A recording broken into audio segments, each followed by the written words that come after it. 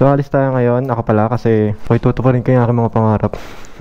So shout out sa Imprint Customs, no, para sa mga riding jerseys na ganito, na tamang-tama lang sa mga color scheme ko, no.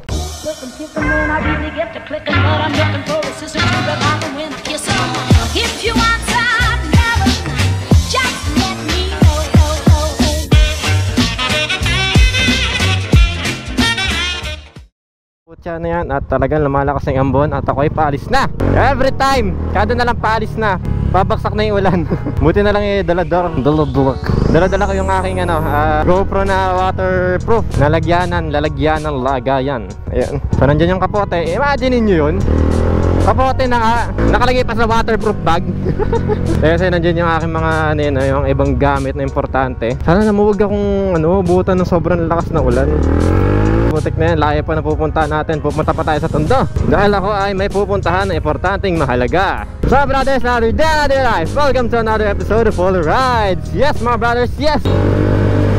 Alam nyo sa panahon ngayon, dahil nga nagkaroon ng pandemya at hirap ang mga tao, lalo na sa transportasyon, alam nyo yun yung vibes ng ngayon, ng mga provincial, dito ako sa Rizal ngayon, sa may Montalban Rizal. Actually, San Mateo na nga to, kakalagpas ko lang ng arko ng Montalban Rizal, na makikita nyo na madalas, pampasayrang bus yan, nandyan ang daanan ng tao. So be cautious whenever you are overtaking. So ano nga ba ang agenda ni Polar Rides ngayon, mga brothers? At welcome sa channel ni Polar Rides. At kung ikaw ay bago sa channel ni Polar Rides, no, please do subscribe and hit that notification bell para updated kayo sa mga bagong videos sa Polar Rides, no? At welcome. At talaga nga namang booming ang umaga natin ngayon, kahit na medyo cloudy, na medyo nag-iiyak ng kaunti yung panahon, kumbaga parang nagtatampong babae. Or sa dictionary ni Polar Rides, malanding ulan. So, alam niyo yun, babasahin ka lang pero hindi tutuloy. Medyo medyo rated SPG yun, hindi na rated PG. Medyo rated PG yung polling, Sorry na, sorry. So my agenda for today's itinerary ni Polar Rides, ako ay may pupuntahan na isang kaibigan na talaga naman booming pagdating sa Evo helmet. And speaking of Evo helmets, mga brothers, nasabi ko naman na nun kung kayo naka-follow sa aking Facebook page, which is facebook.com/PolarRides, at sa aking Instagram. Sa aking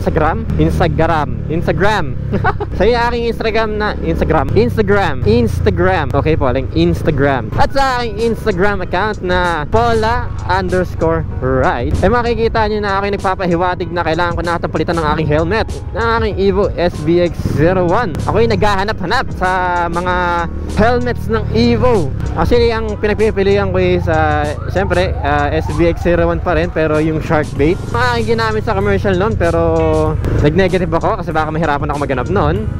O kaya yung Poseidon. Pero I found this awesome design, na bagong-bago at sobrang limited edition itong helmet na to, na talaga nga naman booming at napakaganda nito. So mamaya makikita nyo sa store niya. Nagkakaroon na sila ng idea kung ano yung pupuntahan ko, kung sino yung pupuntahan ko, at kung saan yung aking pupuntahan.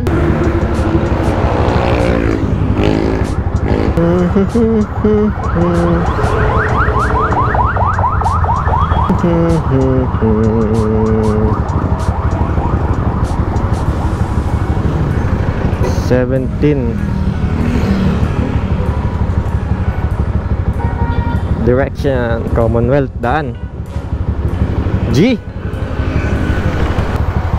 So yan, na-set up ko na yung aking maps at alam ko na yung aking dadaanan.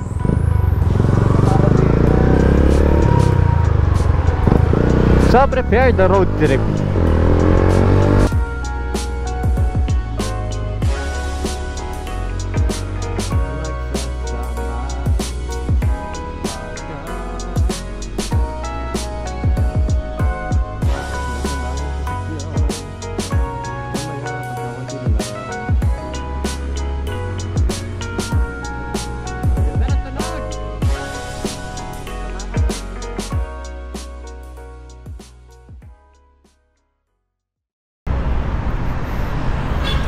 So tamang stopover muna para sa kaperahan.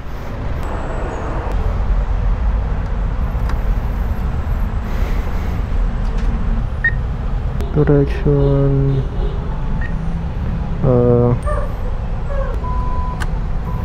Napagkasakit. So on the way na talaga ako doon sa shop na pupuntahan ko.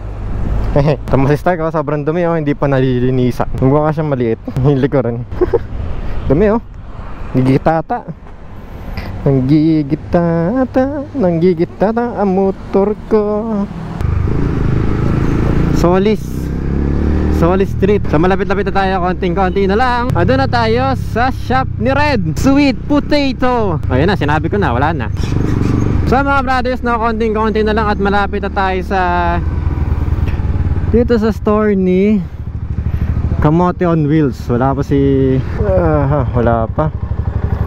bossing nila. So yan, Kamote on Wheels mga brothers, no. Ano lang, bisita lang tayo dito at tayo may bibili na helmet sa kanya para dun sa creators review. Gamitin natin yon. Yan, Kamote on Wheels, no. Solid yan. Hindi ba to ano yan? Hindi mo siguro. At wala pa si Red. So, dito na ako sa Kamote on Wheels. And kasama ang palad pala si Red Seat. Nandun siya sa Kamote corner. Kaya hindi ko hindi ko nabutan, sayang. Pero next time bro, kita tayo. Yan. Ito yung pinaparaffle niya.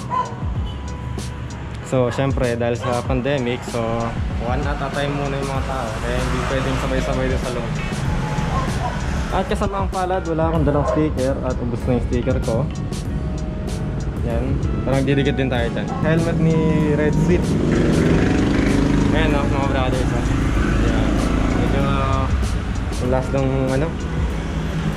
ang taas nung liwanag. Pero yan, XR03.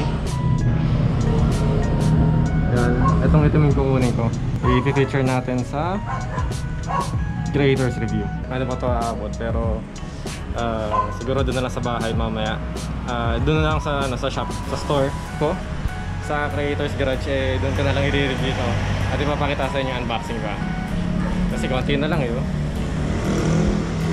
Ilang percent na lang, sira na yan.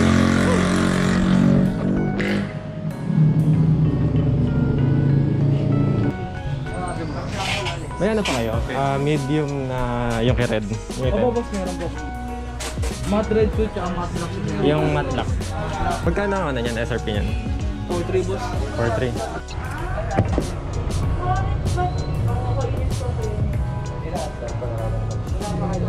Medium pa kayo sa ipon niya? Oo, medium yung SDX yun. SDX yung isa ko. Ito yung Sakto.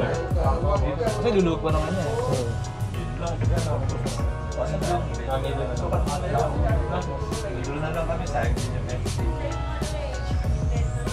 Gastos na naman, pambihira na yun. Sinukat mo na yung